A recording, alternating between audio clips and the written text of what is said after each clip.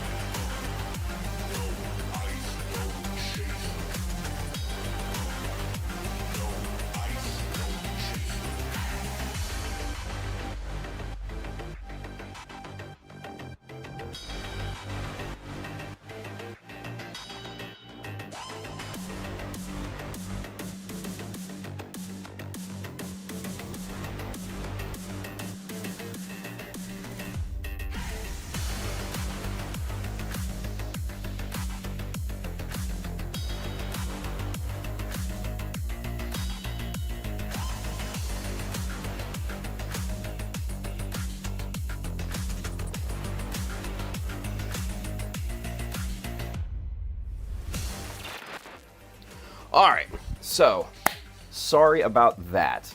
I figure the less you guys see of that screen, the better.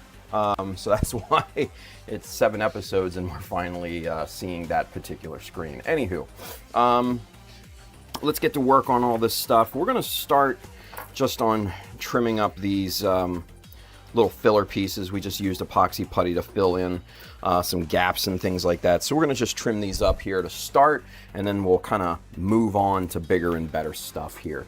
So, all right, let's see. Yeah, all right, good deal.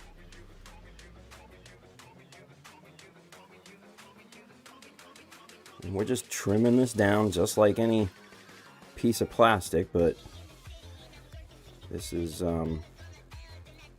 obviously just meant to fill in gap, you know, the void in this particular piece, and you'll see it as it gets revealed here a little bit more and more.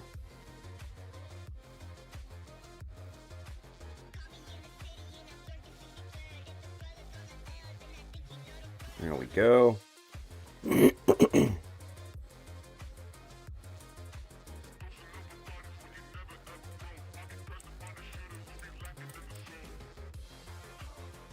Very nice.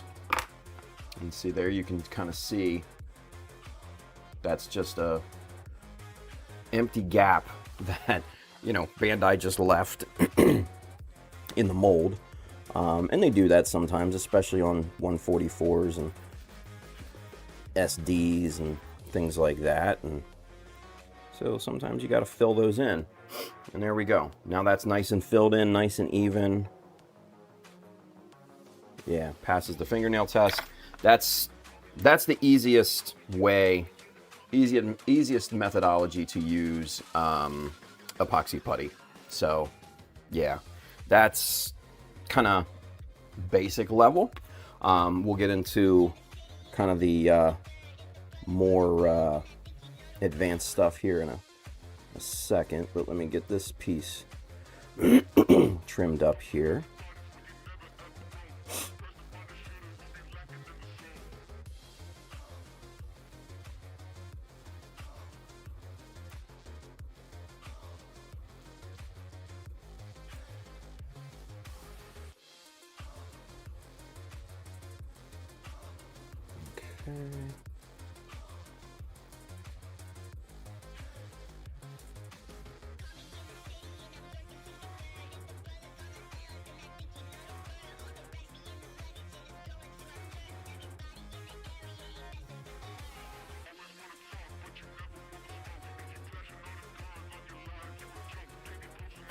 There we are.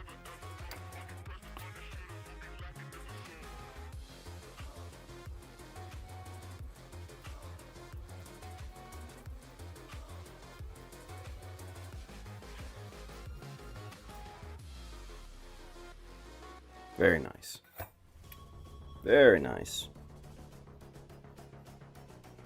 And that's perfectly filled. All right, excellent. So those pieces are done.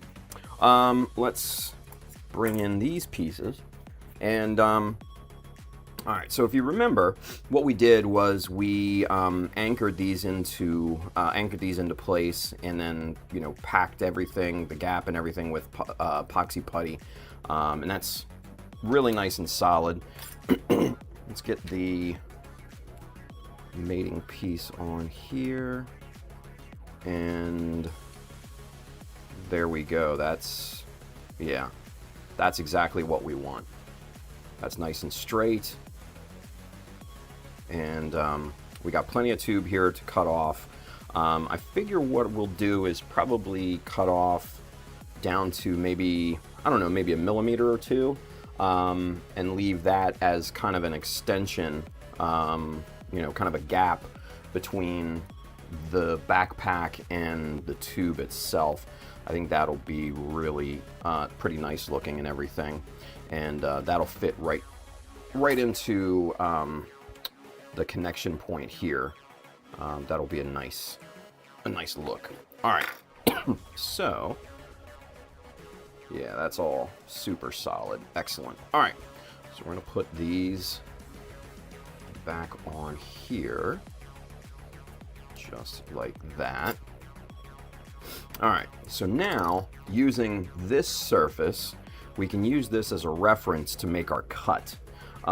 So what I'm gonna do,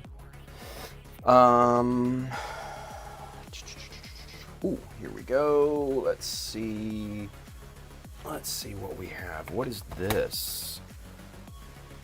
This is a plate. Looks like I put together. What's the thickness on this? Because this looks pretty good. That is 3 1/4. Do we want that big of a gap though? Yeah, I would say let's go with it. Yeah. I'm thinking we go with it. Fuck it. Fuck it. Right? Fuck it. All right. So, what we're going to do here is we're going to use this as a reference plate in terms of the height that we need. And I'll show you kind of, you know, what I mean here in a second. First, we got to drill a hole.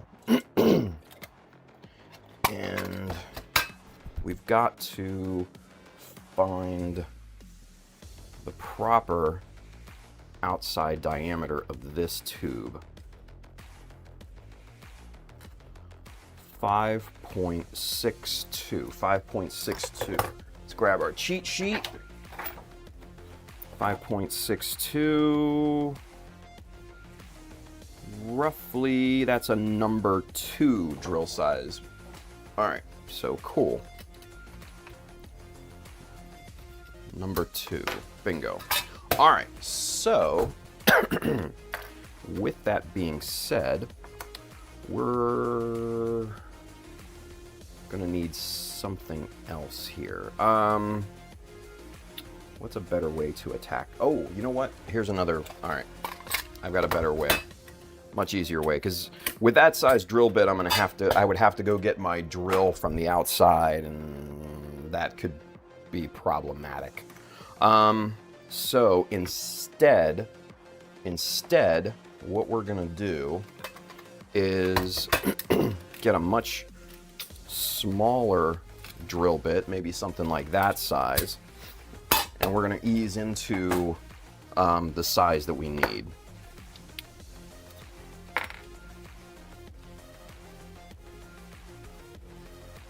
We may need a smaller drill bit than that, because that's not going to fit in the collet there.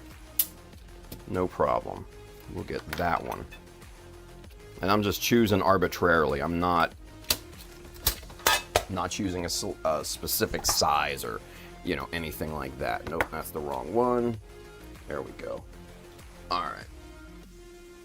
Lock that into position. Now, what we want to do is we want to make a hole in this thing, roughly on one corner. So maybe like right about there, we'll say. Right there. And that looks, yeah, that looks like a winner to me. So we'll just shave off the crater that it made, and then let's get to drilling.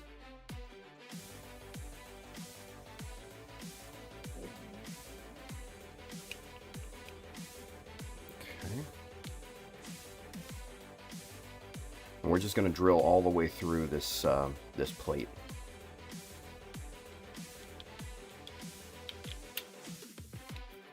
And there we are. All right.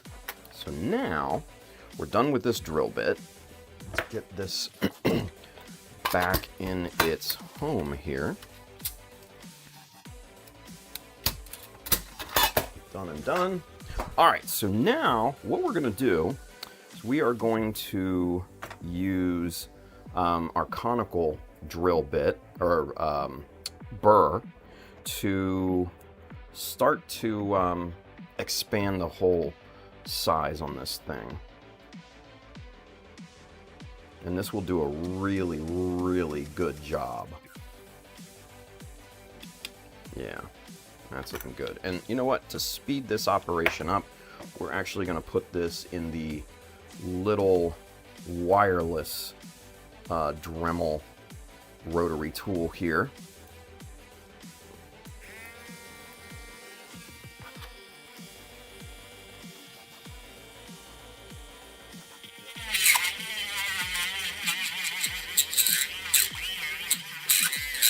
And that may not have enough power.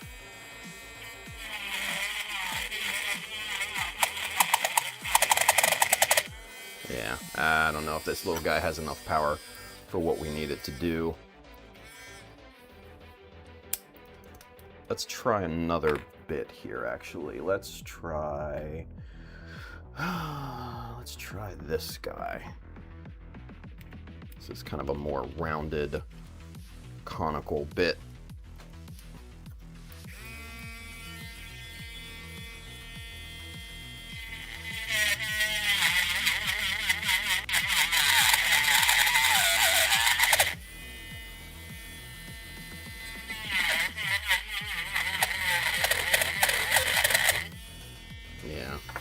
I fear I'm gonna have to go get my drill from outside.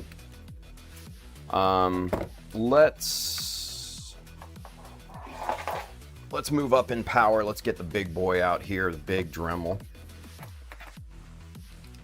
We'll see if this is too much. Too much power. This might be. I'm going to start it off at a really, really slow speed for what this thing can do. It'll still be fast. Yeah, alright.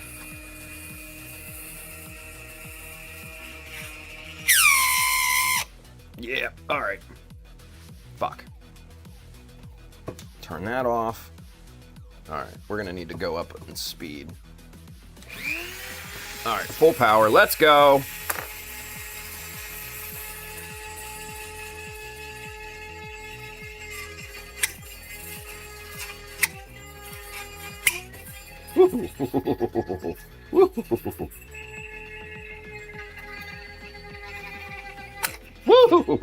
Yeah. Alright.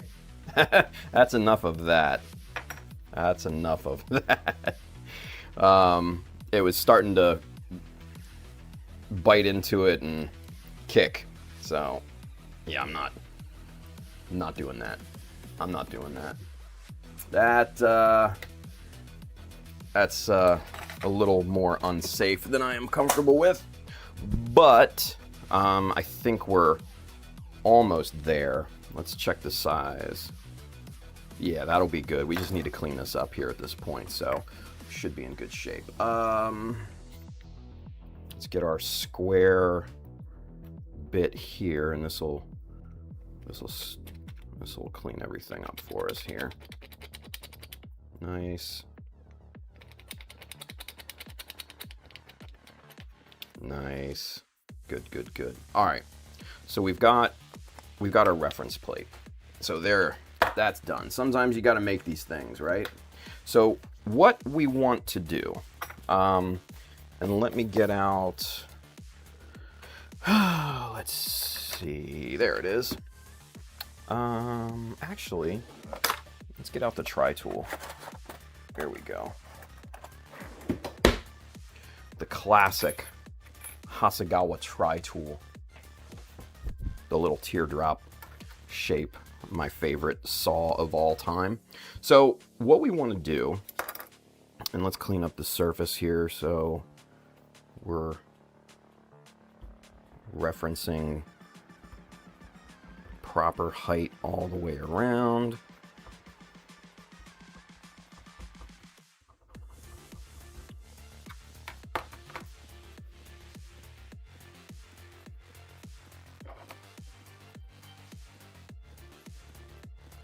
Put a little chamfer on it.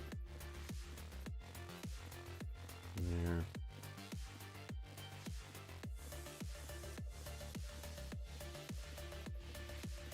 There. All right. So we just want to make sure everything is nice and flat on both sides. That's the key to this. That's the key. All right.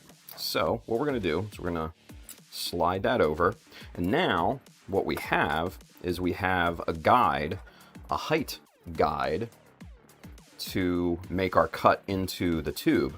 What this is also going to do is it's going to make this perfectly flat in reference to this surface here, right?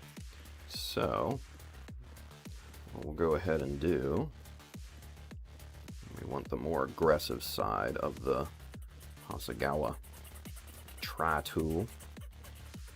We're just basically sliding this back and forth and cutting into the tube.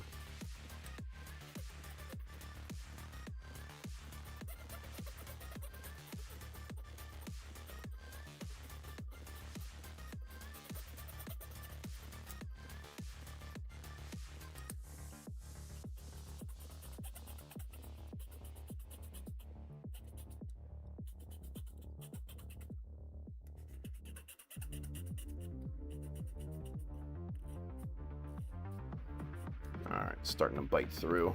That's a good sign.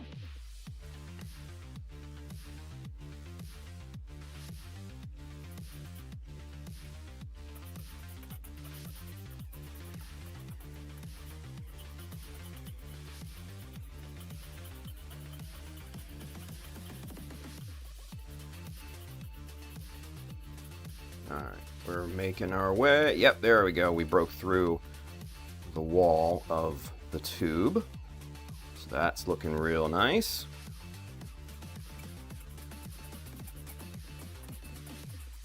Let's get all the way around here.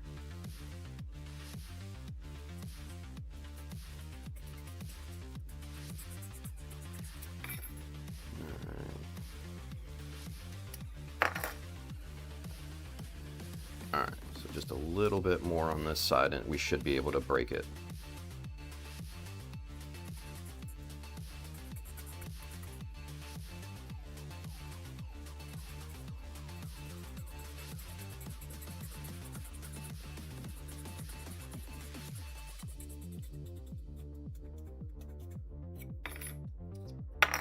Alright, yeah. And there we go. Nice. So now we have a 3.25 height all the way around, and that will connect with our other tube into the backpack just like that. Yeah, that is what we want. That is what we want. Perfect. Perfect. Let's get caught up in the chat, you guys, because I haven't addressed the chat yet. Oh, and as far as the shirt, Wu-Tang is for the children. Let's see. Not a lot of talking. I guess a lot of watching, huh? Let's see. Let's see, who do we got on here? We've got Charles. What's up, Charles? Afternoon from work. Lorenz, N-Buck Games, Michael Dawson, Mr. Superset. What's going on, bud? Kenneth, Julius, LT. Thank you. Yeah. Apex Nerd, checking in from the good old UK. Giovanni, what's going on, buddy? And yeah, it looks like everybody. Little Loosh, what up? Let's see, Brandon. Where do we go? Oh shit, that's the wrong chat. Fuck me. Do your drill bits have a flat spot on them or just a round shank? No, those are all round. Yeah, those are all round. So not the best grippy in the world, but yeah.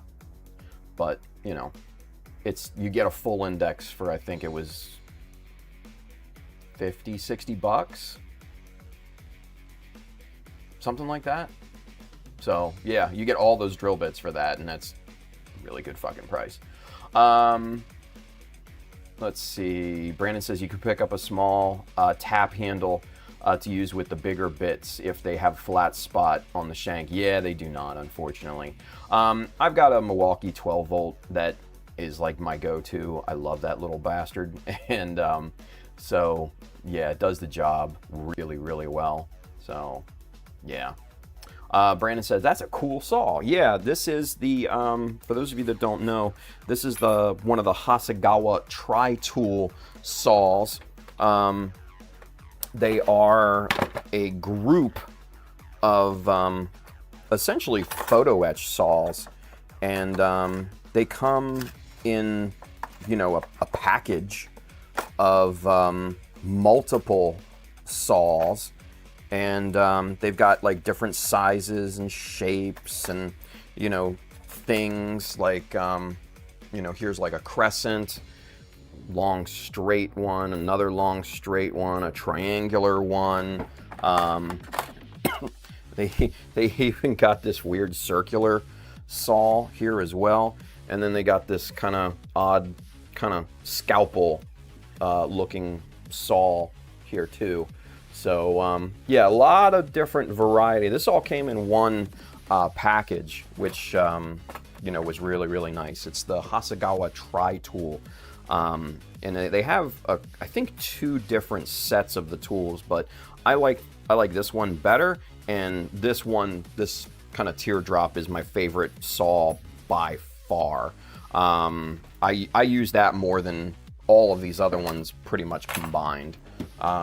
just because it's such a good shape, and it has two teeth patterns, a more aggressive and then a much finer tooth on this side.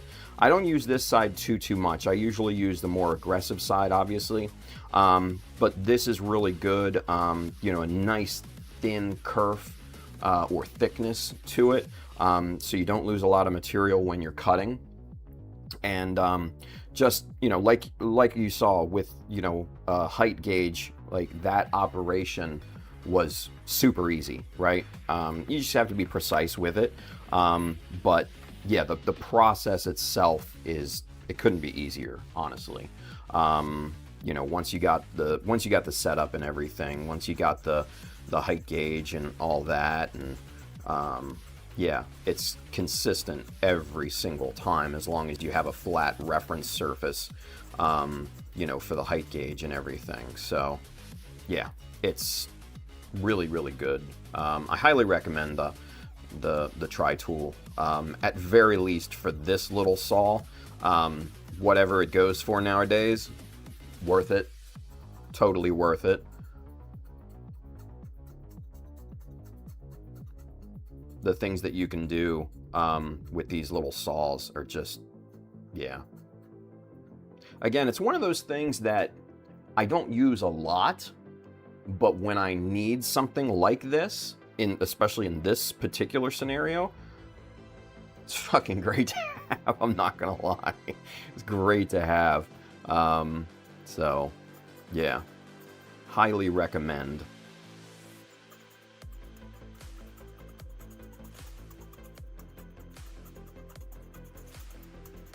And so basically what we're doing, we're just working our way around the tube, getting a nice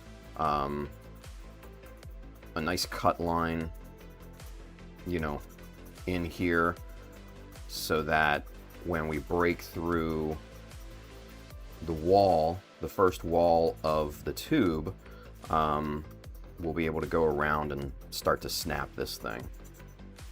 Because I'm not going to sit here and you know, cut all the way through this tube front to back. That's just silly. If I can break it off and then clean it up afterwards, that's just a better way to go, a much more efficient route at that point, in my opinion.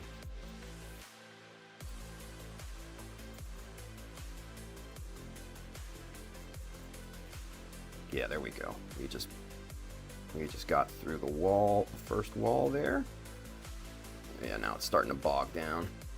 All right, cool. So now we should be able to snap this guy off pretty easily. Yep. Boom. There we go. And now, best way to see if these are the same height, just marry them up.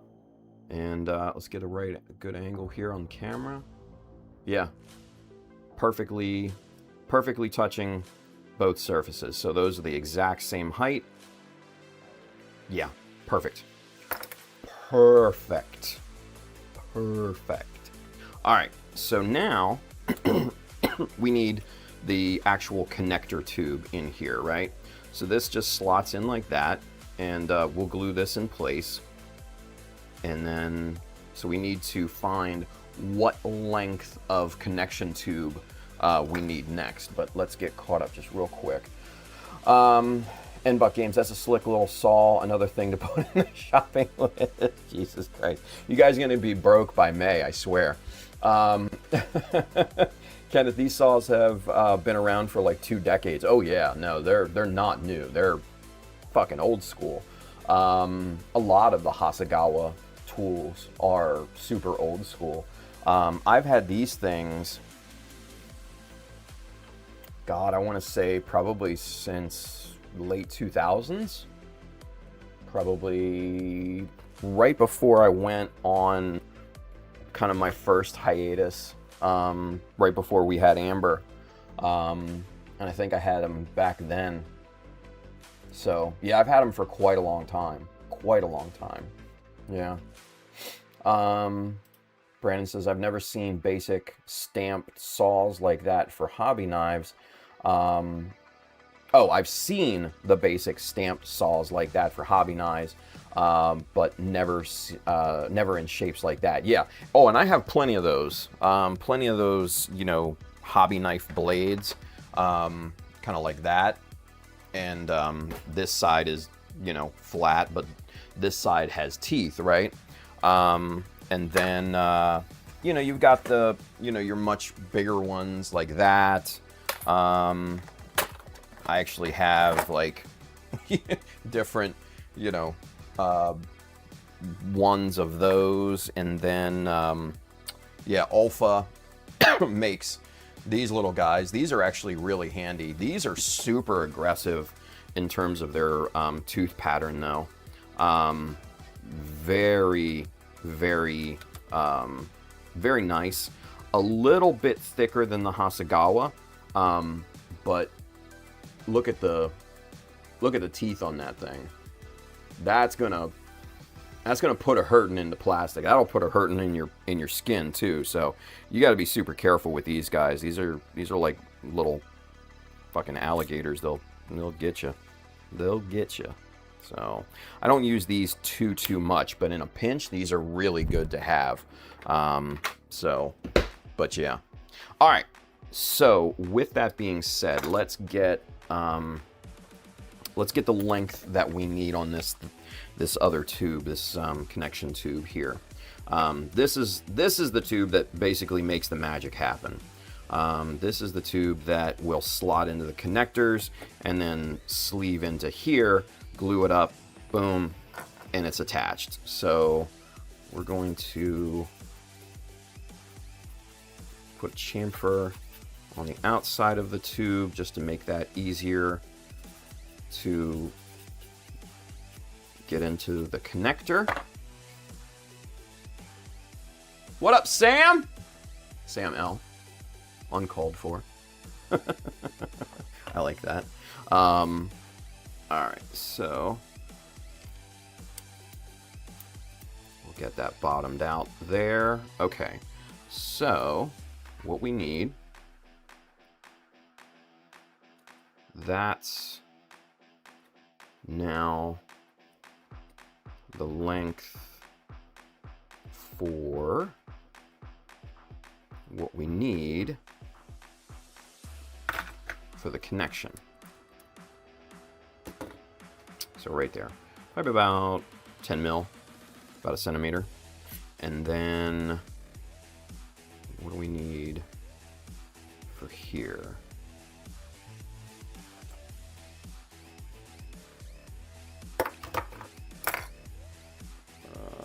Where's the T-square? There it is.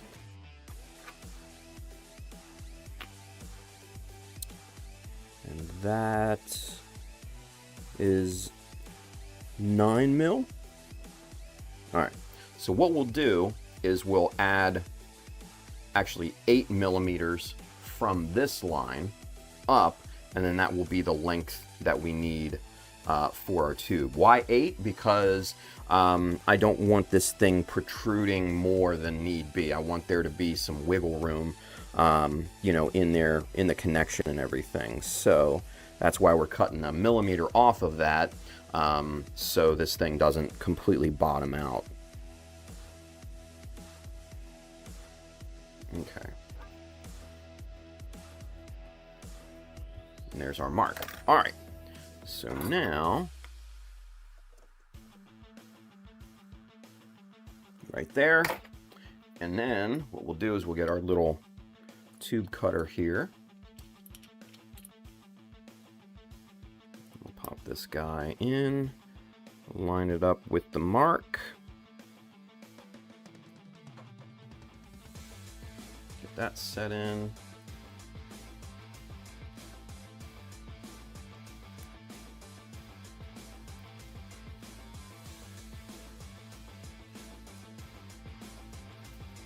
Yeah, this little tube cutter, when you need to cut these little plastic tubes, it is amazing.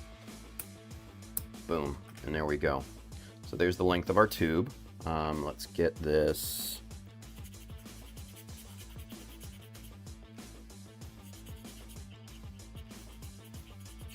All right. we got that. So now, slot that in there. And we're mocking this up. And there it is. Oop, there we go, pull it back. Yeah, there's the connection. So, now obviously we need to glue the connection tube into this piece, and that's what we'll do here next. So for that, I'm going to use our good old Bob Smith. And before I do that, let's clean up these tubes here first. I think we're jumping the gun a little bit on that. There it is.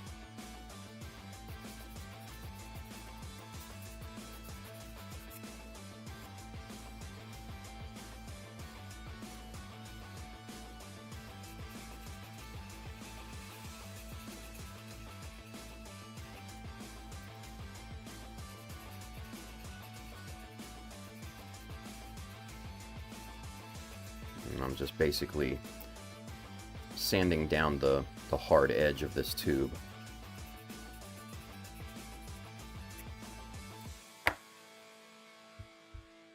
Yep. All right, cool. That looks mighty good.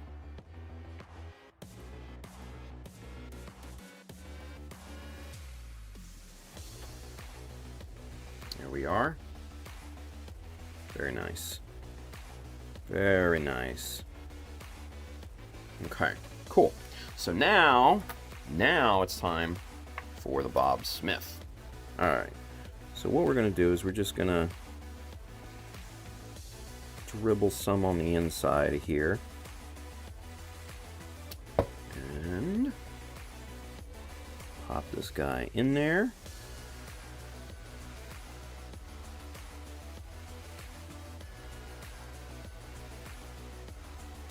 All right. Leave that to set, and then we're going to do the same thing here on the other tube. Now, I probably should have taken a measurement off of that tube to make life a little bit easier, but c'est la vie.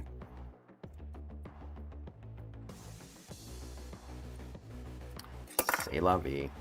All right, but we know we need 8 more millimeters on top of this. So, actually, that is the wrong measurement, isn't it? There, that's what we're... Order of operations, as Adam Savage would say.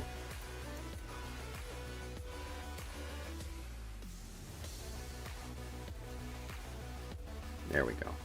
Now we need 8 mil off that line, not the other one. Right there.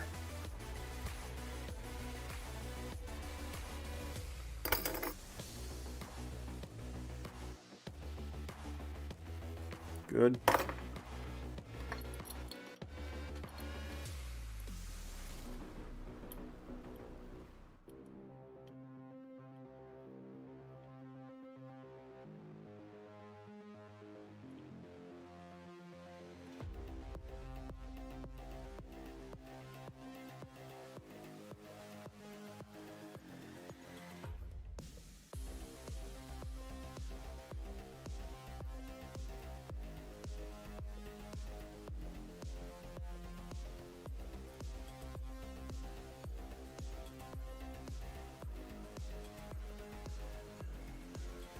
Okay.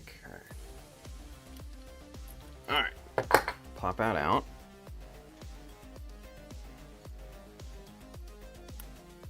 There we go.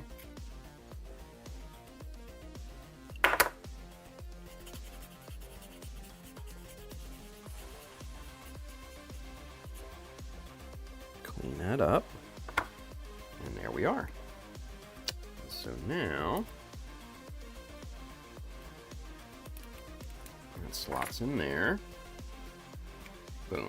Oh, what's that? Okay. Oh, okay. That's a little bit shorter in there. All right. Well, good thing I checked. We need a couple mil off that. About 3 millimeter. All right, no big deal. No big deal. We'll just do this old school. We'll roll this thing. So I'm gonna take off about there.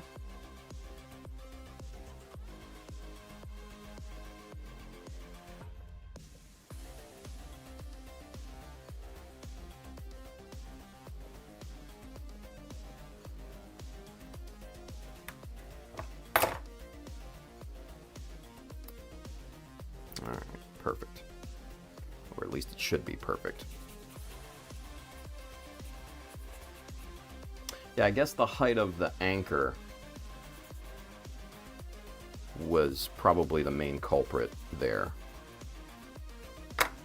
Well, good thing I didn't just cut and pop it in there, you know? Heyo, what do we got? John Ventura, new subscriber. Welcome, John. Good to have you. Good to have you.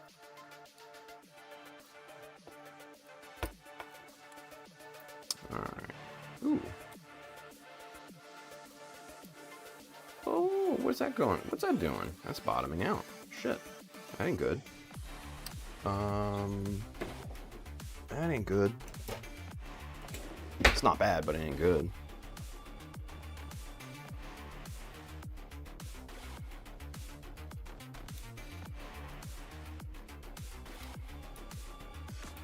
There we go. All right. So now, yeah. All right, cool. So there we go. All right. So now, oh, clean up.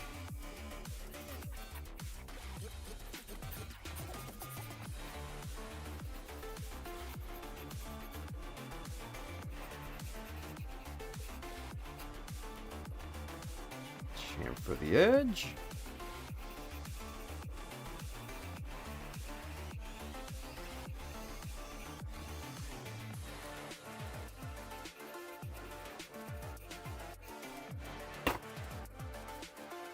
Very nice. All right, now it's time for Bob. Now it's time for Bob. There we go. All right, Bob, do your thing. Do your thing, buddy. All right. So, oh yeah, that's nice and strong. All right, so,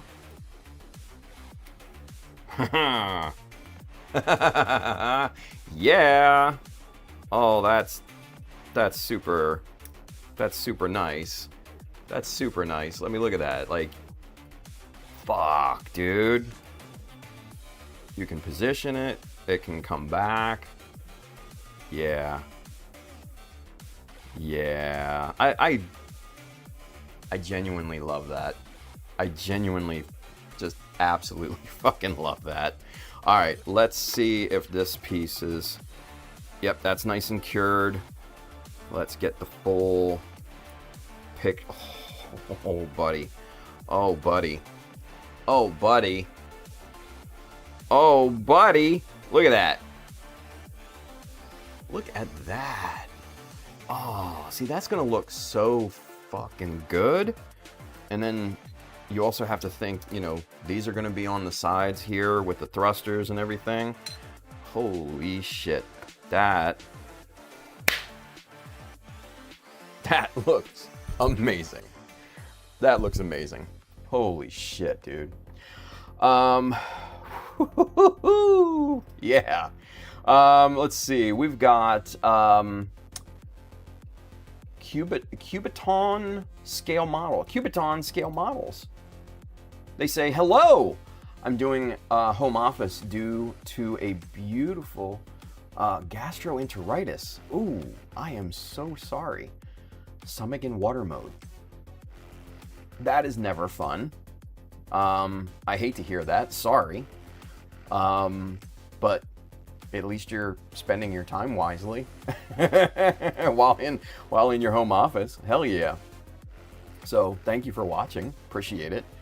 But yeah, you guys, I'm psyched with the look of this. This looks badass. Yeah. That's the speed look that I'm going for right there. Yeah. And then, you know, like I said, we can get these angled that way, right? What's that what's that one excuse me, that Shiki from Build Fighters, the purple one? Somebody help me out with the name on that one, because I don't know what, I never watched Build Fighters, so I don't fucking know what that thing is called. But what is that called? Somebody, Mecha Shiki? Was that it? The Mecha Shiki? Rundus, the Mega, was that was it? Just that's the name, Mecha Shiki? It seems so unoriginal. Kenneth, yeah, Mecha Shiki. Okay. Lorenz, Mecha Shiki. Yeah, okay. I guess it was the Mecha Shiki then. It gives me that vibe, right? It gives me that vibe. Because I like the design of that purple Shiki. I really, really like the design of that. Especially like the feet kind of redesign and the treatment that they gave to it. Really, really nice. And then the backpack on that thing was, yeah, quality. Runda says, to be fair, sorry, you have to watch Letterkenny to understand that. That's a deep cut. To be fair, the pilot didn't build the Mecha Shiki himself, so I guess that's in character. Yeah, like I said, I never watched any of the Build Fighter series. It just wasn't my jam. But I liked some of the designs that came out of that. I liked the Mecha Shiki. I liked that that Easy 8 kind of redesign. That was fucking dope. What else came out of that thing? There were some others that there were some other designs that I kind of dug, but yeah, the show wasn't for me.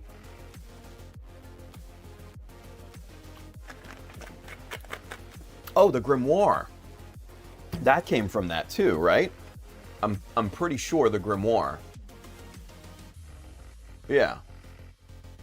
The grimoire and then the Red Beret grimoire both came from that, I'm pretty sure. Because I'm looking up at the models that I have on my shelf and I'm like, oh yeah, the grimoire came from that. What else came from that? I have some other models over on this side that I'm looking at.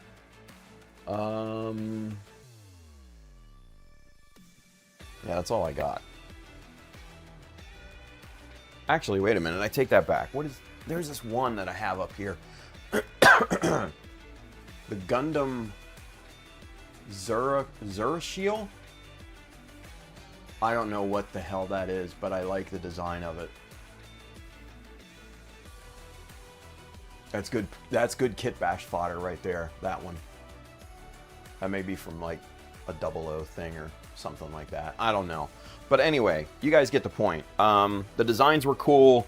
The show, not my cup of tea. So, what are you going to do? To each their own. Excuse me.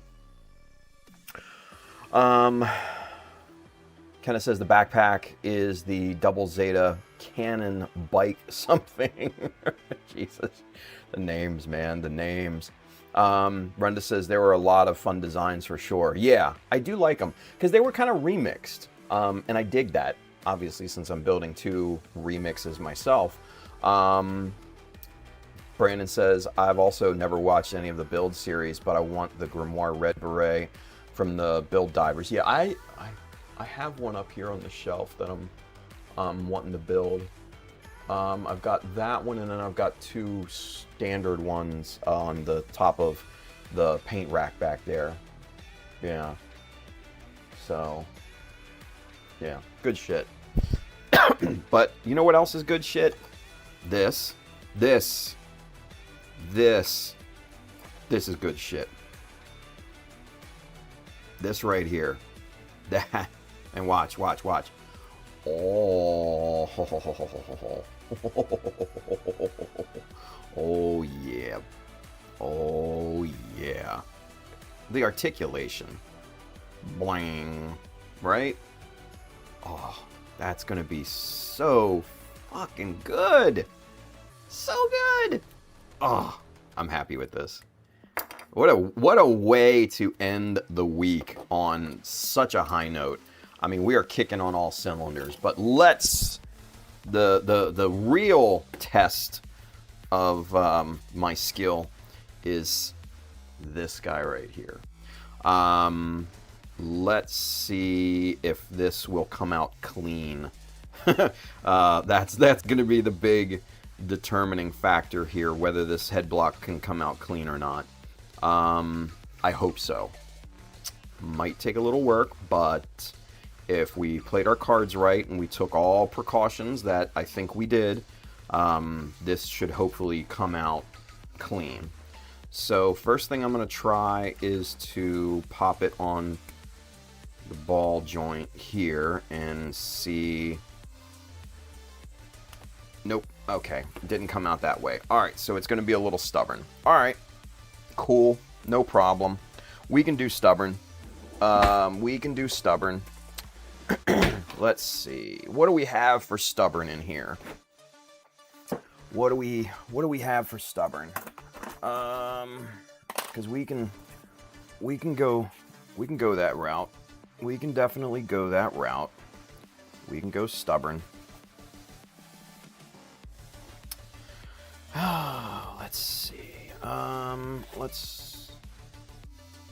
That might not be stubborn enough. Okay.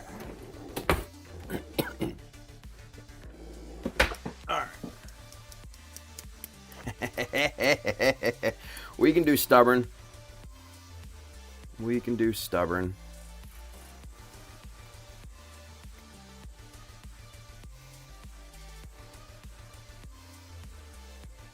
Come on, bud.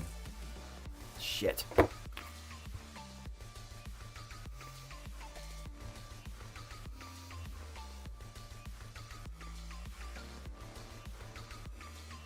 right. We need to be real careful.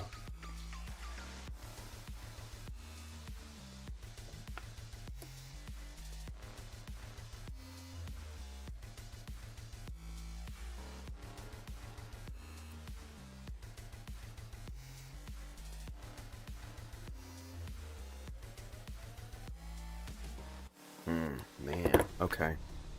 That's really stuck in there, isn't it? It's got movement, that's for sure.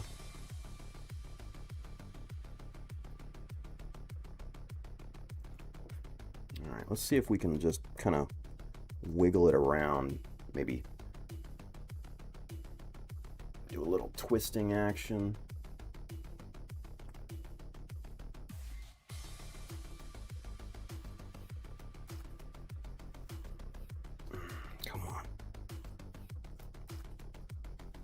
Okay. Here we go. All right, we got something. We have some movement. Oh, what's being stubborn now? Something's being stubborn and not wanting to make the trip. All right, let's see.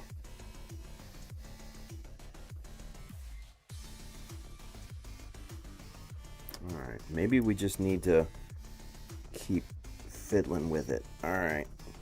Oh, come on. Come on, you bitch. Come on. Yeah! Oh, shit. Okay, I see why. That. Okay. That. Oh, yep, exactly. That's exactly why it came out. Okay, let me show you. This is what happened. Let's go super zoom. All right. So there are these there are these cavities right here. And you can see in the head, there was a little bit of epoxy putty right there, that little guy right there, that kind of got inside there, which basically formed a lock. But thankfully, not a ton got in there, so that it definitely helped out a lot. So that's cool. All right, so no harm, no foul there. We're in good shape. Now we just need to kind of pry the visor out of there, and we need to be ever so careful. Oh, I see why. It got a little bit on the sides and it's locked in. That's not a problem. We can just trim that away, and this visor should come free pretty easily here.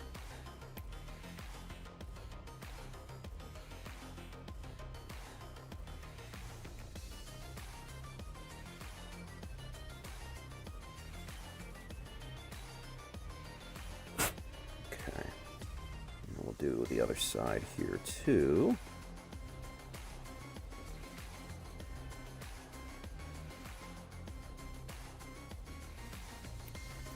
All right. Now let's see if we can get under the visor and pop that guy out here.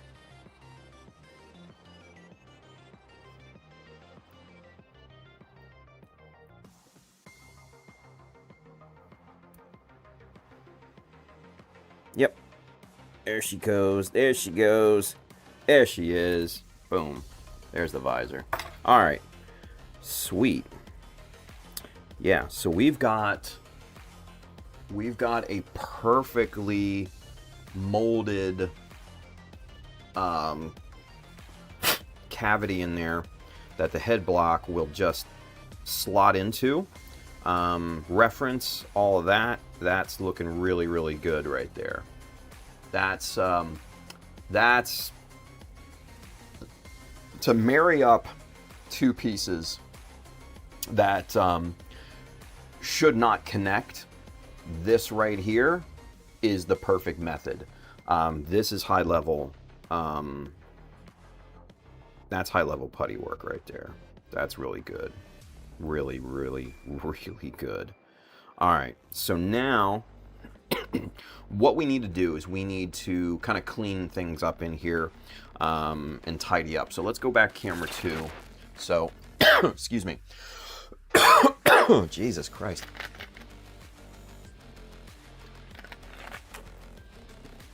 Oy, oy, oy. All right.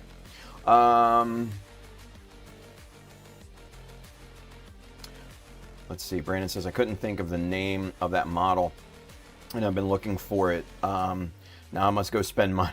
Jesus Christ. You guys are going to go broke by May. I swear to God.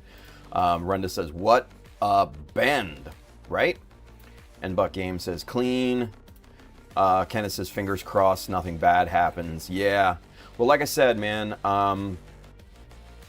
you know, this, the head was, I had my doubts yesterday. I'll be honest with you, but, you know, we took the precautions. We used the petroleum jelly.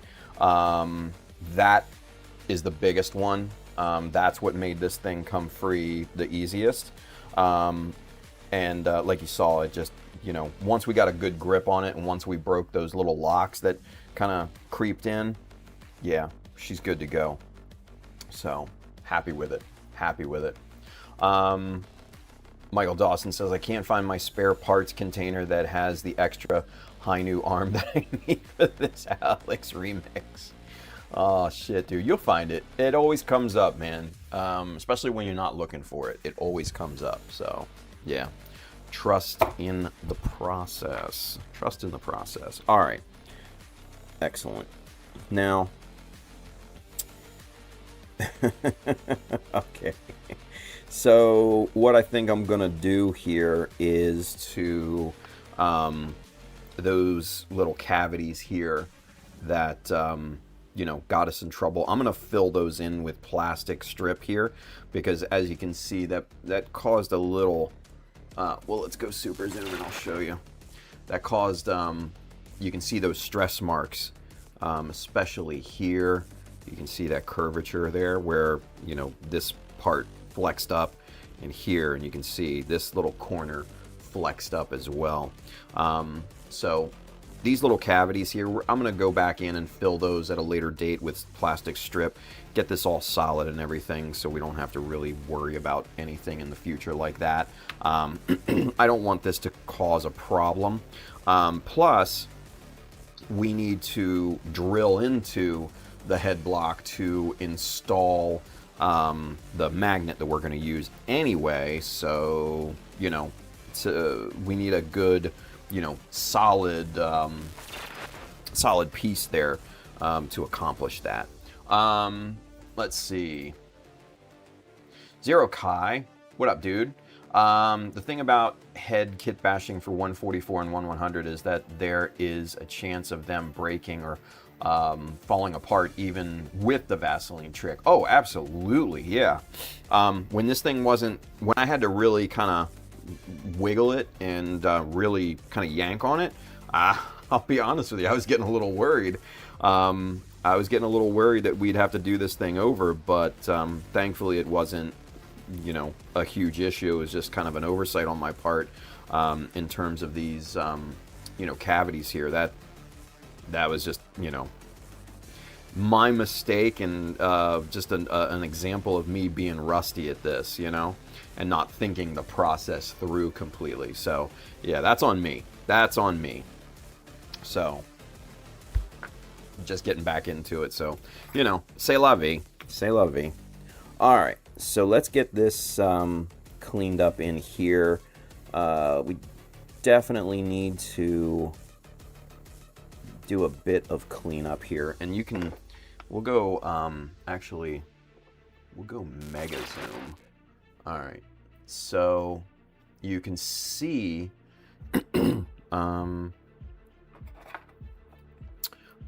let's see, let's get a good angle here where I can point it out to you guys. Oh yeah, there's a good angle. So right here, this is just a little like wall of putty that seeped in between the seam of the visor and the head block, and that's kind of what the epoxy putty does, right? It almost acts as like a resin because it flows in, and we got the same kind of thing over here with this little bit there. So we'll go back and knock that down, but yeah, you can see kind of what, you know, the epoxy putty does. It just molds right around it, and it's great. It's great. Not great when it gets locked into place, but still, it's a great technique. Gizmo, what up, Jonathan? Booger wall. Wow, yeah, a booger wall.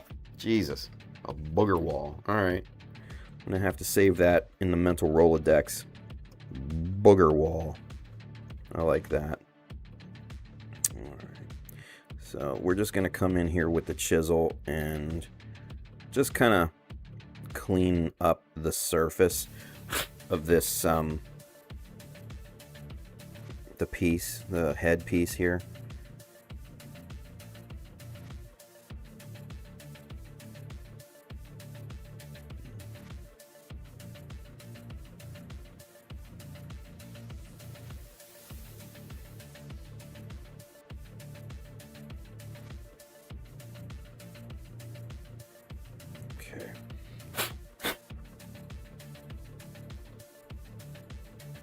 Everything's got Vaseline on it. It's like all sticky. It's all sticky.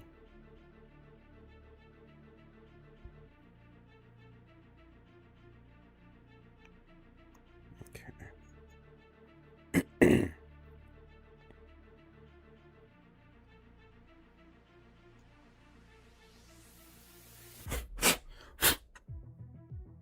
But yeah, that's looking real nice in there.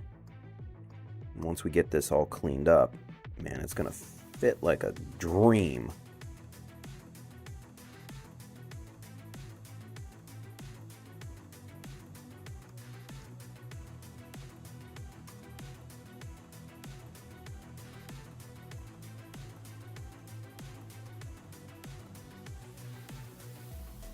Okay.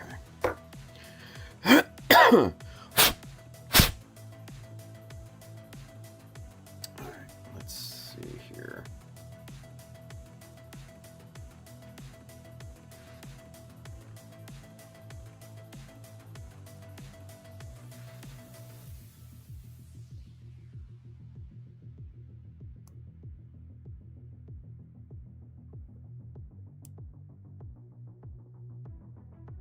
Nice. Nice, nice, nice. Yep, that just pops right back into place. Now, obviously, it doesn't have the visor or the faceplate on there, but yeah, that just, it sits perfect. Like, there's no flex to it. There's no movement. That is exactly what we're looking for. Exactly what we're looking for. Ooh, that's the wrong pliers. Let's get these in here. These little needle nose jobbers. Nice. All right. So what I'm actually gonna do, once we get the magnets installed, once that, oh, there's another lock there. Okay. So I just noticed this. So on the back here, let me show you. On the back of the head, you see that little, it's like an indent on the back of the head. Right here. And you can see it from this angle better. It's just a slightly little curved like gully right there, right? And so we've got the same thing. You can see it in there, that little bar right there on the back. So that was another lock that I guess I didn't notice. So we're gonna get rid of that inside the head so that doesn't become problematic, because that definitely will.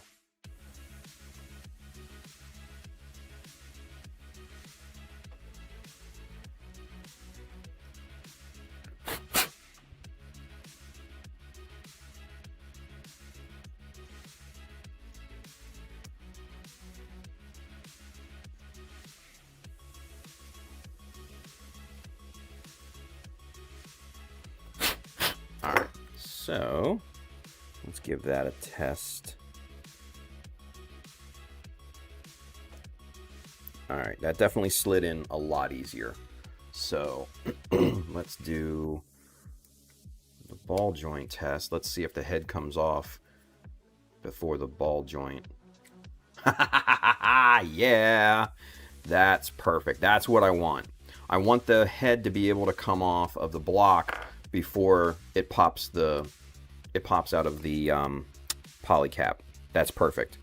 So basically the poly cap has more holding strength than the head to the block. That's exactly what I'm looking for. Exactly what I'm looking for. That's perfect. That is perfect. All right. Sweet. Very, very good. All right. So the only logical thing to do at this point is to mock all this stuff up.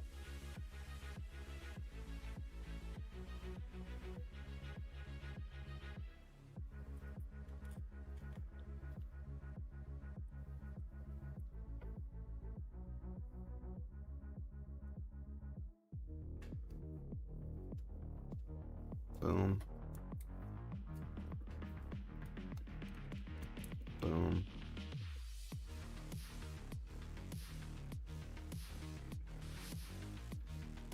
Okay. And then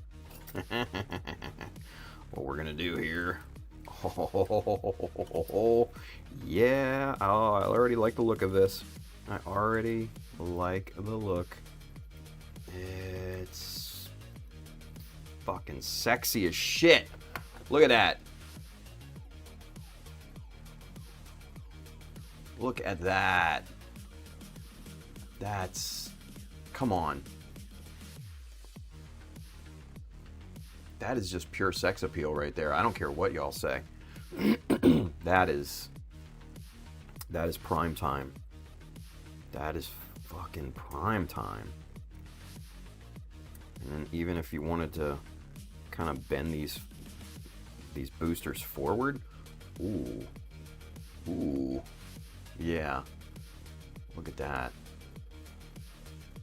That is, yeah. That just drips sex appeal. Ah, you guys. You guys. I like it. I like it.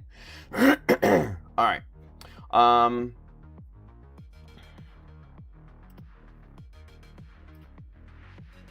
Booger wall. Just funny. Michael Dawson says it's like reverse mold method. At least that's what I call it. Yeah, I mean, basically, you know, because you're essentially have the masterpiece and you're encapsulating it at that point. I mean, it's essentially, if you really think about it, the process is essentially the same, but with different materials, different methodologies, things like that. It's a means to an end, you know? It's a means to an end. Kenneth says, was it best using smooth type epoxy for this mold method for better results? I think so. Yeah, I think so. But then I'm always going to go on the side of Tamiya epoxy putty just because that's my epoxy putty of choice. Could I have used something different? Sure. The smooth type epoxy putty from Tamiya, I absolutely despise. I hate it with a burning passion. Mainly because once it's cured, it's still a bit pliable. It's still soft. And I've tried different, you know, mixes and stuff like that. I mean, straight 1-to-1, a little more hardener, a little bit more, you know, resin. Like, I've tried it all ways, and I don't like it. The consistency is not smooth. I don't know why they call it smooth type, because it is not as smooth as the quick type, I'll tell you that. And it takes fucking forever to reach a cure, you know, that is workable. So I hate the, you know, the Tamiya smooth type. Yeah, this crap right here, the smooth surface. This is absolute, it's garbage. Fucking garbage. And then, you know, like you see, like I milliput, you know, tried that. Tried the, what is this? The Mr. Hobby, the Pro L. Tried that. Yeah. Tamiya, quick type, head and shoulders over all of the other ones, in my opinion. So, yeah, it's realistically all I work with at that point. So, yeah. Michael Dawson says, darn, gotta pack my lunch and head to work. I'll watch the rest on my breaks. Thanks, dude. Was that Tamiya epoxy putty? I missed the putty. Excuse me. Putty talk the other day. Yes, this, like I said, I only work with this. The Tamiya, the quick type epoxy putty. This is a dream. I love this shit. It's just great. You know, when you find a product that works, you just stick with it. And that shit works. It just does. It, plain and simple, it just works. So, yeah. But man, you guys, like I'm super happy with this. One thing that we're gonna have to address, we kind of, the poly cap, when we were trying to yank that out of there, got deformed a little bit, which is not a problem whatsoever. What I'll do is I'll build up a little more surface on the ball joint on the neck, and then that will, you know, take care of that. That'll compensate for all of that. So, yeah, we'll be in really good shape. Oh, man. come on. Come on. Oh. Just the look of that. I'm in love. Like, this is gonna be hard to let go. This one, I think. And once it's in copper with, you know, the inner frame will be kind of, you know, a standard inner frame gray, but then the blue bits will be a very, very dark gray, almost black, but I don't want to go full black because that black as a paint color in scale modeling is very, very problematic, mainly because in real life, when you see something painted black, like, you know, a black car or a stealth fighter or whatever, your eye registers it as black. But when you go in and, you know, say in Photoshop, right, there are different levels of gray instead of pure black. You know, for instance, you look at this, right? You have highlights over here, and that's kind of like a neutral, almost 50% gray, right? And then you've got, you know, your darker tones, but these aren't going to be full black. These are going to be very, very dark gray. And, you know, just, you're going to have different values. Like up here, you see this little highlight right there. That's damn near pure white, right? This little streak of highlight that runs right down there, right? It'll at very least be a super, super light gray, if not pure white. And then over here, you know, where you've got, what is that? Just, yeah. Oh, it's the embossed like logo and stuff like that. Now those are all going to be different little shades of gray, right? So yes, it may be painted black, and our eyes in real life register and we know that it's black. But if you color sample a picture, there's little to no true black in any given subject, except in really deep shadows, like panel lines. Panel lines, I always say go with black. You know, the Tamiya panel lining fluid, always go black. You know, some people will say, oh, you can go this color or that color, blah, blah, blah. And I'm like, no, not for true shadows. If that's what you want to do aesthetically, I totally get that. If you want to be artsy with it, artsy fartsy, whatever, I'm totally in support of that. But if you're going realistic, which I always do, always go true black for panel lines. It just looks so much better. So what I'm trying to achieve essentially is, instead of going true black on, you know, these navy blue pieces, we're going super dark gray, like a German gray, you know, like Brandon suggested here, something like that.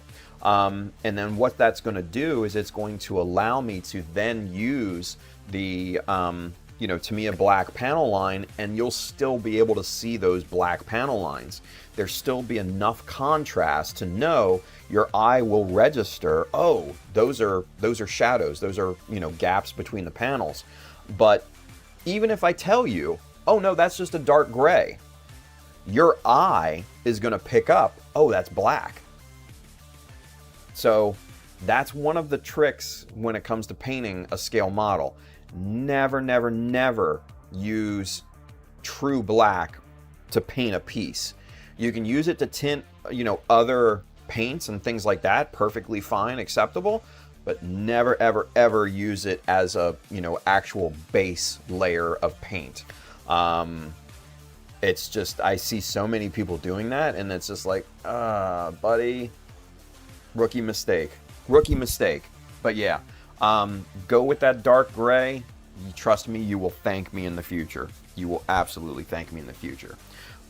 But yeah, I think what we're gonna do is the inner frame will be kind of like a 50% gray, and then the navy blue will be that really, really dark gray, and then all of the armor pieces, the head, all of these clear pieces will be that copper color. Oh, and I think that's gonna look absolutely amazing. And then white decals for warning markings, insignia, all of that. Yeah, that shit's gonna pop. That shit's gonna pop. So I'm psyched about this. I'm really, really looking forward to this. Incredibly well. So yeah.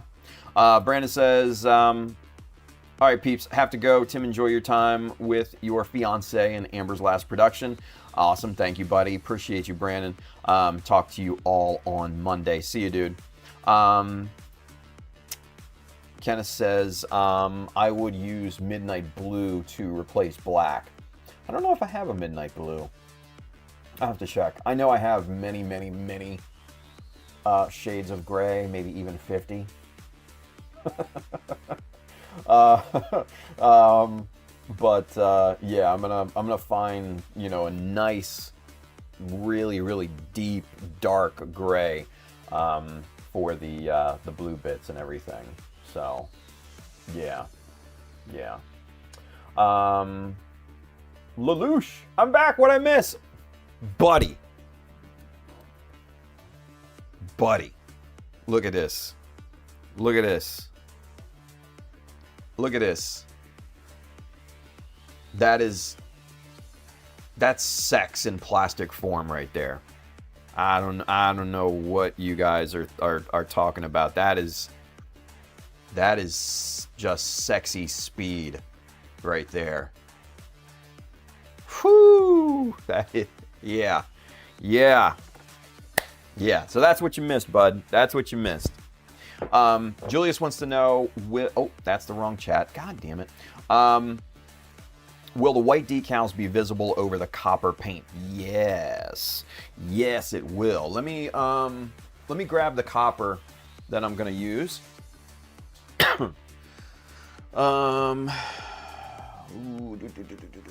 Is this the one? No. Where is it? Shoot. Actually, I think this is the one. Oh, come on now. There it is. All right. So, really quick, you guys, just an FYI, if you use Mr. Color or Tamiya or any of the ones that come in this this style bottle, go right now and get you one of these. This is by Mr. Hobby, and this is basically, it's a bottle cap wrench. And I'm gonna tell you what, this little yellow motherfucker is worth its weight in gold, full stop. So watch this. Like, this cap, that cap won't come off. So you pop this guy on here, right? And that slots into these little grooves. Boom. Oh yeah. Oh, it's crusty. Here, listen to it. Oh, a little ASMR there for you. Ooh. No, that's not the copper I'm thinking of. That's a shit copper. That's a shitty copper. All right. Where's the other one? Oh, I think this is the one. Hang on. Hang on. Let me see.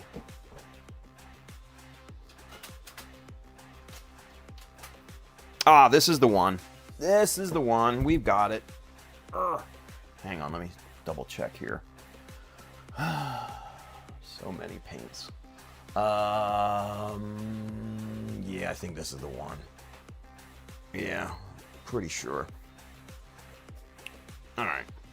So we're gonna use this guy. This Yeah, that's the one. That's the one we want. All right. That came off super easy. Let's get this thing mixed up so you can kind of see the real deal. All right. Ugh. Look at the flakes of paint from that other jar. Ugh. Gross. Anyway. This, that right there is a sexy, sexy looking copper. Nice and dark, deep pigment. Yeah, look at that. That's, when you think of copper, like a penny, like a fresh out of the mint pen, well, not anymore, but, you know, old school penny, that's the color that you think of, that deep copper look. And yeah, the white decals will look amazing over that. So check this out. So this is one of the resin pieces, and yeah, that's going to be the contrast, right? Oh, yeah. Those white decals will pop. So yeah, that's the plan. That's the plan. Yeah. Sam L, 50 Shades of Grey, the child of Mecha Story. Right? Oh, shit. Lush says, so I missed everything. LOL. Killer job, though. The head truly makes the silhouette of it, right? That and the boosters, man. Just, I'm super happy with how these boosters look. The profile, the separation between, you know, the different parts and everything. And then, of course, obviously, the articulation of it. Oh my God, that's just, yeah. Fucking love it. This thing is basically, like I said, the theme of this thing is speed. And this is, yeah, this thing's gonna go fast. And it's gonna be hard to give up, but yeah, we got to. Gotta pay somebody back.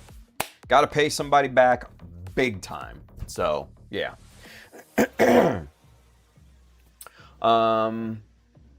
Let's see. Kenneth is like dry. Yeah, right? Just around the lid, though, so not crazy. Lorenz says, reminds me of Char's DJ with the binders, right? A little bit. Julia says, speaking of decals, buy Mecha Decals. Right? If you're in the U.S., go to your local hobby town or hit up USA Gundam Store. Go get them. Love this look for it. Yeah, me too. Me too. I'm glad we're all in agreement. Anyway, let's get this thing disassembled here, and let's kind of pick what we want to do next. Because honestly, I thought that whole bit of the epoxy putty was going to take up the whole stream. I'll be honest with you. So a little bit more, I think, cleanup that we need to do on the head here.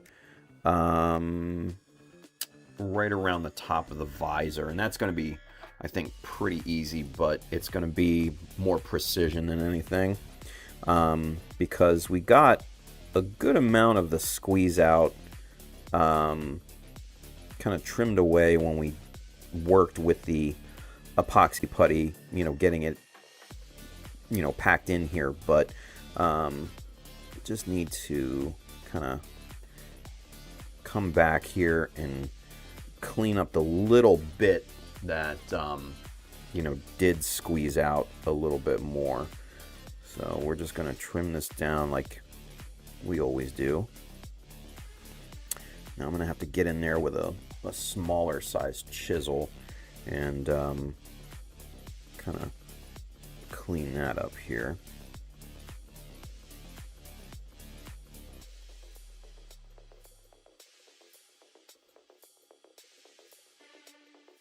Okay.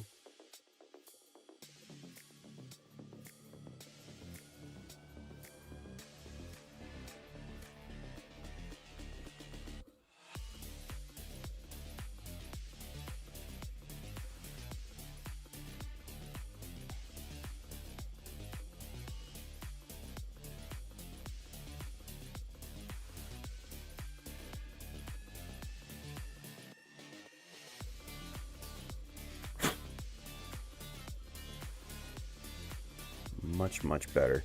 All right. So now, excuse me. Let's get another chisel out here. We're gonna go about 0.7. I think that'll be a good width for this.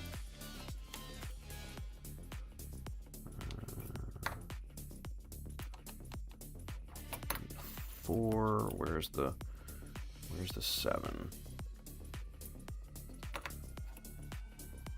3, 5. It's gonna be the last one, isn't it? Well, 0.8. Okay, we'll go with that. Screw it. Huh. Do I not have a 0.7? I guess I don't. Shit. Oh well. 0.8 will do. Little dab will do you. Alright. We're gonna get the other chisel holder out for the Kaizo. Get that popped in there. Get it locked in. Both sides. Alright, yank that protective tube off here. Alright, now let's get to work. Just cleaning this up here.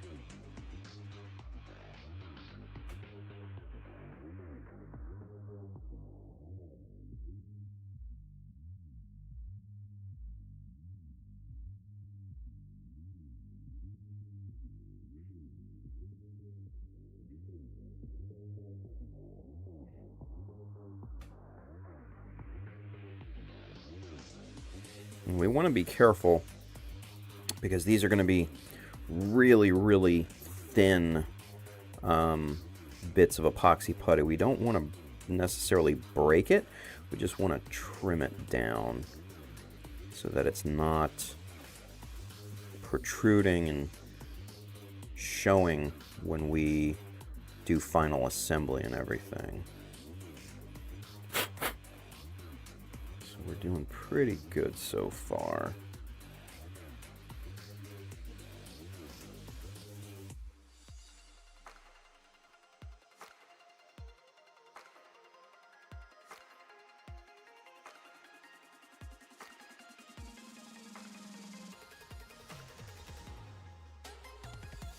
Okay, let's see how that turned out for us here. Actually,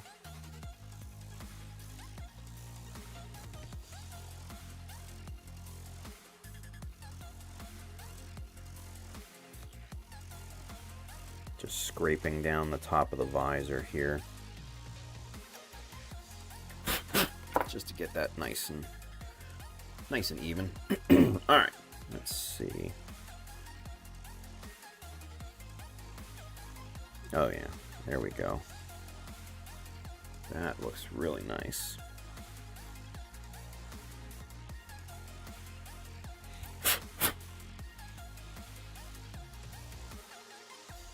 Yeah, okay.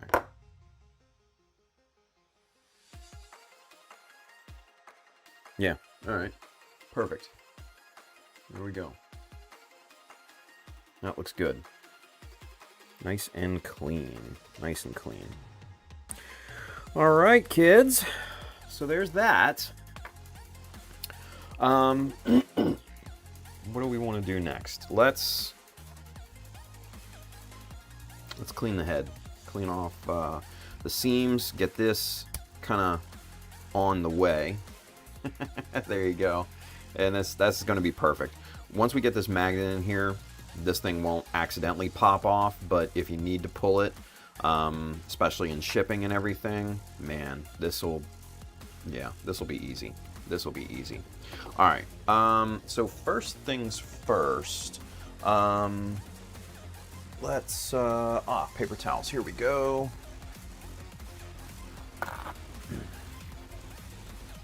So I will do a better job of cleaning up the leftover, petroleum jelly and everything here at a later date. This is all going to get an alcohol bath, before priming anyways, so it's not going to be a huge deal. But I want to go ahead while I'm thinking about it and get the cavities on the side filled in with plastic plate or plastic strip here. So let's I think this is thicker. Oh no, that's about 1 mil. Okay. Yeah, that's just 1 mil. Alright, so, but man, that's pretty deep. You gotta go deep. Alright. So, with that being said, we're gonna need a wider strip. Let's see. Where is the 4.8? There it is. Oh, that's not even open. Son of a bitch. There's 4. 2, 2.5, 2, 4, 4.8, and it's open. Nice. Alright. So, before I pull out an entire damn strip for this, will this fit? Yeah, that'll fit nice. Okay, cool. So, actually, what I'm going to do, I'm just going to cut a little bit off of here rather than take a whole damn strip out of here. It'd be kind of pointless. So, we just need to... Alright. Slight change of plans.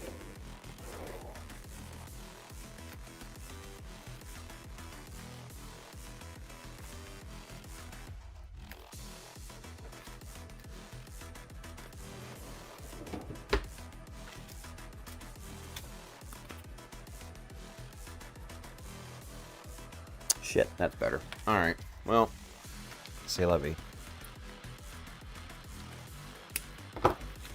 We'll use that one. So I grabbed a 4.8 strip instead of a 4, thinking that the 4.8 would work, but the 4 actually fits perfectly in here. So that's what we'll end up using. Okay. All right. Easy enough. So we just basically flood this cavity with some super glue. And then push that strip in here, and that will get locked into place.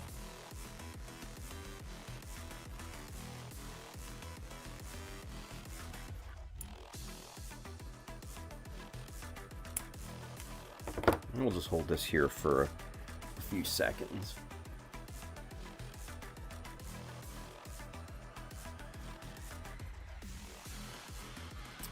Where's the accelerator? I'm not gonna...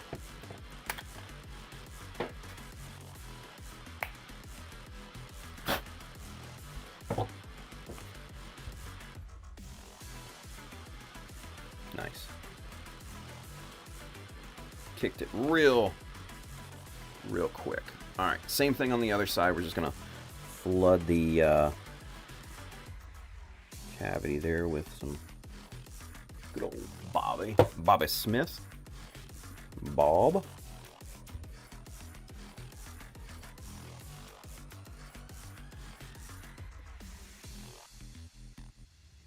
Okay. Now, when I said Bob, it brought back memories of, I don't know if you guys have seen that Tom Cruise movie, The Last Samurai. One of my favorites. But there's a character, he's this samurai who has to basically escort Tom Cruise around, kind of like a security guard, if you will. And Tom Cruise calls him Bob. And he's just like, "You a ladies' man, Bob?" Shit was so goddamn funny to me. Just a classic scene. Alright. So this other side is nice and cured, it looks like. We'll just trim this off. And we'll trim off the other side. Boom. And then we will get this flushed up.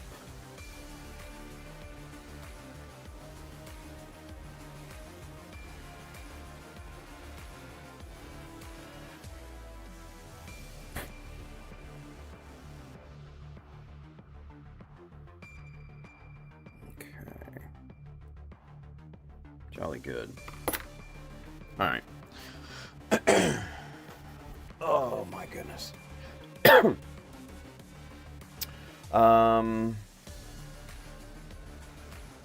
Look at this doghouse. What's up, dude? Good to see you, man. And Buck, he says, where would I find that plastic stock that you've been using, like the tubes and strips? Good question. This is by one of my absolute favorite companies, Evergreen Scale Models. Yeah, CML, Evergreen Plastic. Yep, Evergreen Scale Models. They're out of, obviously, Des Moines, or Des Plaines, Illinois. And right there is their website, evergreenscalemodel.com. You can buy directly from their website, which is great. I love this company. You know, as you can see, made in the USA. They've been, I think, family owned and operated for a good number of years, but that I think might have recently changed, but I'm not 100% sure. Yeah, love ordering from their website. It's super easy. It's inexpensive. Shipping is good. All of that. So yeah, if you need plastic strip, tube, different shapes, things like that, sheet, yeah, Evergreen is definitely, you know, kind of my plastic vendor of choice. And I think it is for a lot of folks too, just because they have such a good variety of things. So yeah. Let's see, Lelouch, Saint Laurent's, thought the same. The booster pack was reminding me of the Twin Shield Hazel as well. Oh, that's interesting. That's interesting, yeah. Doghouse says, glad to finally be able to watch the magic live. Welcome back. Thank you, buddy. I appreciate you, man. And Buck, awesome. Thank you. Not too far from me then. Yeah. But yeah, also, like I said, order from their website. It's super easy to order off their website. You know, they have different sized packs of strip. You can get them, I think, in like 12, 15, and then like 25 and like 50 pack sizes and stuff. Yeah, so I can't say enough good things. I've never had a bad experience with Evergreen, either in usage or in purchasing. So yeah, really good shit. Really good shit. Oh, and Sam, yeah, can also get the Chopper 2 there sometimes. Yeah. For those of you that didn't see the Chopper, this, as we really get into customizing and everything, which will probably be more future projects, you'll see a lot of this guy. The Chopper is hands down my favorite tool to work with. Think of a miter saw, but for plastic, for strips and things like that. You've got, you know, angle guides here. You can, you know, take those off, just cut straight. You can set up stop blocks and make repeatable cuts for plastic strip and things. I absolutely love the Chopper 2, and that's by a company called Northwest Shortline. Actually, I think it was Northwest Shortline that changed ownership from family to more of a like private owners. Now that I think about it, I don't think it was Evergreen. I think it was Northwest Shortline, because they were going to completely shut down once the owner, I think he might have died, I'm not sure, something like that. But I know the company was being kind of cut off and the employees wanted to buy it. and they said no for a long time, but then they did eventually sell to employee owners and things. So yeah, you can still get the Chopper 2, and this is definitely the one, man. It's, you know, cast aluminum, you know, metal construction. You got your, you know, your blade in there, cutting mat, the whole 9 yards. Yeah, just heavy duty.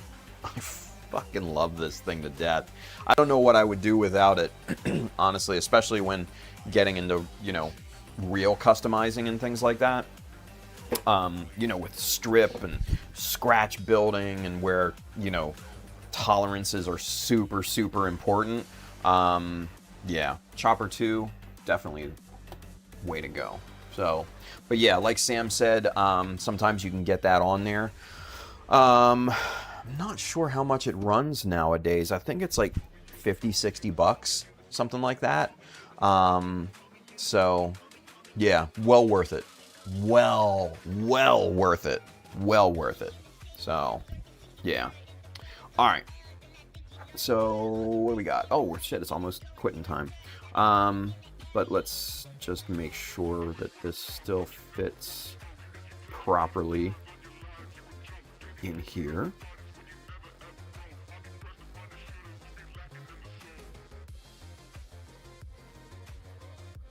Okay.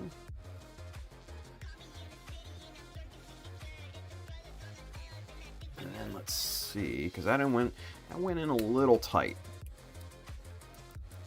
Okay, so cool. The polycap still has more grip than the cavity, the head cavity here. So I think what we need to do is trim a little, just a little hair more off of here, because I think that's what's getting us. Yeah, see, it's not completely flush with what was there before.